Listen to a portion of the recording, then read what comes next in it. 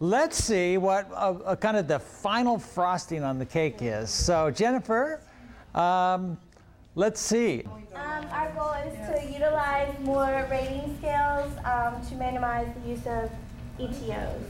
Okay, that's cool. And did y'all pick a rating scale? MOAS. Yes. The MOAS, okay. MOAS. Good, you're going to join the John Shaw crowd. Okay, what else?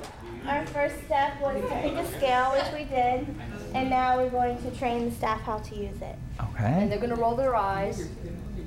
But we have We're gonna keep moving. we have a way to overcome Positive. We're gonna model We're getting positive goofy. enthusiasm and got it. We're gonna our obstacle is adding a new extra task to the staff, nurses, and not really taking anything away. Never at give the people same time. something without taking something away. So what are you going to take away? Take away their I'm worries. taking away their need to call me for an Yeah, that's good. The need to hold really child. Well, what you can say, you know, but John, what would you say to that? So let's help with this. What could you say to a nurse why this would be helpful? That over time this is going to help them and save them time. What would you say, John? I was sorry I wasn't attending. You have to Decrease repeat injury. No, decrease injuries to staff, Injury. to her staff. All right, so how will doing the MOAS actually help those people say, hey, you're adding a new task onto me? This one piece of paperwork is gonna replace you having to do a 10-page seclusion restraint packet. Ooh, I like Oh, yes! Home run. Okay. What do we got here? Is this one goal for everybody? very similar. Okay. Behavioral monitoring and use the MOAS. Okay. And what do you mean by behavioral monitoring? Oh, using an instrument. I see. Okay, the MOAS. Okay. So what we're going to do is have a treatment team each week review every child on a unit, and as a group, score the MOAS. And that way, over a period of time, you'll be able to track each child. And you're also training the staff how to do it and begin to think the same way. Yeah, very clever. Very, very nice. What's this here?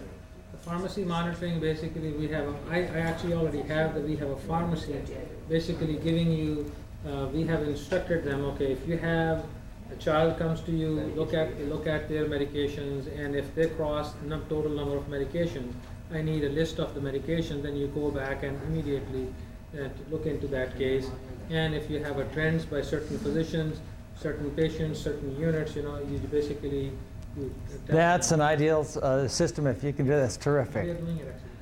Fantastic. You're going to show us numbers next time we meet. You can say, here's all the numbers my kids come in on meds, and here's when they leave. If I have one person who can come and do that. Okay, Mike. Well, our goal is to assess, polypharmacy. Polypharm, okay. That's good. And we're going to look at that as evaluate the admission meds. We do have actually a behavioral analyst who could actually do a behavioral checklist on all the kids' behaviors as they're coming in and following. And then also possibly contacting outpatient providers to figure out what meds they've been on, how long, what were reactions. I mean, that's in the ideal world. Who's going to do that? I mean, is there anybody designated? Is there a social worker or someone supposed to do it as part of the intake process? Currently, no. Huh, that's a big problem. Okay, so I wouldn't put anything down here you can't say, well, this is really going to happen. But this you want to do, and now how sure is this kind of as a first step? Is that feasible? We're always going to start doing that? Yeah, pretty much, because you're going to go over, at least you're going to go over all the data you have as far as the assessments that come in. Now, sometimes they are incomplete. You kind of put together all the meds we know the kid's been on, the doses. I heard several of you talking about the doses, the duration, so I really kind of know as much as I can. And that's your obstacle. Yeah, we heard this from you guys. And what are you going to do to work around that obstacle? Try to find more time. Okay, now we had this great group that had all these great time ideas.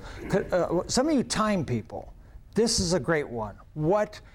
This is a daunting goal. They're going to take on polypharmacy. They're going to figure out the meds the kids haven't been on. We know that one of the big problems is the adequate history, and they know that's going to cost some time. What could they do? What could they do so they at least get started? You can delegate. Good. You can perhaps, train the, like you said, the intake staff Okay. to make sure that some of the information is made available to the physician before the child is seen. And don't bite off more than you can chew. You could delegate it for 1 week as an experiment, right? I mean, so this isn't asking you to change your life for the rest of your life, right? This is, you have a goal, and you don't know what kind of adjustments you have to make. But where despair sets in when we have goals is so we just don't do it. And then we kick ourselves and say, I'll never do another New Year's resolution. So we got to pick something, have a plan. So Mike, my worry for you guys is make this first step real easy. Hey, we're gonna do it for 1 week. Or we're gonna do it with this nurse on these intakes. Just, that's all. And then you might find, hey, that worked pretty good. Hey, we're streamlining it. Maybe we can talk to another nurse. I mean, that big, yeah. Another option, make it short, is maybe pick out the most severe kids that come in, and not all the kids. Yeah, do it for 3 cases. Do it cases that have come in on 3 meds. You can decide you better figure out what they've been on. Now, there's a thought. Yeah, very cool. Yeah. Peter, one of the other things that was mentioned at our table that you didn't notice is the SIPPs all have behavior analysts. So, and they're really good at tracking behaviors. I mean, that's part of what they do well. So the whole idea of using a behavior analyst to do it's part of the delegation idea, but it's a specific task. And every SIPP has a behavior analyst. They do by contract.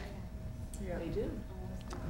You got a huge workforce that could be really charting and reinforcing, and boy, that's terrific. We have nice graphs on the computer showing regression by week. Yeah, I wonder who our behavior analyst is. Okay, very good, Mike. And what do we have here? Marie? Oh, it's back over here. Bob's hiding it. I'm leaning on it. Okay, who's presenting? Jane, Marie? Victor, somebody? I was ignoring them, I'm sorry, I missed the whole thing. Dr. Horn, that was Come on, Victor, get up here. The first idea, arrange weekly meetings with staff to discuss milieu issues. And it seems like it's a very obvious thing, but it's actually something that we have not implemented yet in our placement, since it's a relatively new program. And the big part of that is education. Educating educating everybody on things like what the medications can and cannot do, what the expectations are with regard to monitoring behaviors, tracking behaviors, stuff like that. Let's see. Second goal, increase assessment and use of assessment Scales and charts, yeah. in charts. Basically, the scales we discussed. Third goal, evaluate children on greater than 1 medication, also use of scales. Okay, so it looks like a couple of you had the scales goals. Here's a polyfarm, and this is a milieu. So all really, really critical issues. Okay, so so I would like everybody to take that goal again. Think of your behavioral first step. That thing you know you can do. It's not going to take 1,000 years. It's just something like, that's my first step. Like you go back to your piece of paper and write that down. The goal and the first step. Remember that piece of paper we did this morning? Can you pull that out of your wallet or your purse? If you throw it away, that's a very bad sign. I've totally failed. I pull that out. Write down your second goal. Now you might have woven them together. That's perfectly fine, because you can see how they're intertwined. The behavioral step, the obstacle. And remember, it's a tiny step. That number 2 is a tiny, tiny step. You can do it. But you also know what's gotten in the way before. And then what you do. Take just a minute to write that down. Oh, okay, thank you.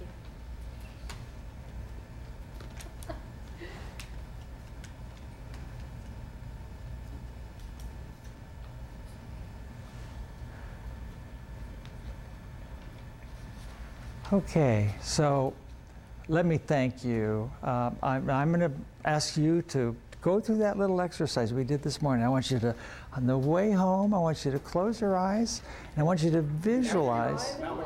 Not when you're driving, yeah. Maybe at a stoplight or something. Thanks. No deaths. But I want you to visualize that and imagine yourself being that and doing that and getting that goal and changing a child's life. Imagine those little obstacles that get in the way and just think, dang it. You know, if that obstacle comes up, I'm gonna do this thing.